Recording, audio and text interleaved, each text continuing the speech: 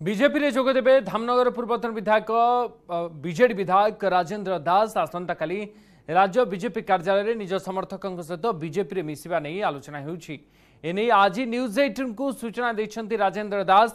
प्रधानमंत्री नरेंद्र मोदी नीति आदर्श एवं राष्ट्रहित कार्यक्रम अनुप्राणित होई से बीजेपी रे मिसुथिबा कहिसेंती। गत धामनगर उपनिर्वाचन बेले दलीय प्रार्थी विरोध में निर्वाचन लड़िबा एवं दल विरोधी कार्य अभियोग रे राजेंद्र को निलंबन करथिला बीजेडी।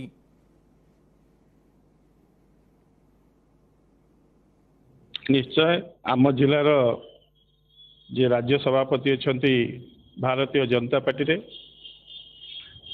एवं आउ जड़े सुपरस्टार जे कि केंद्रीय मंत्री धर्मेंद्र प्रधान का आदर्श रे अनुप्राणित होई जे मु आसंता काली विधिवत भाव में भारतीय जनता पार्टी रे योगदान करी।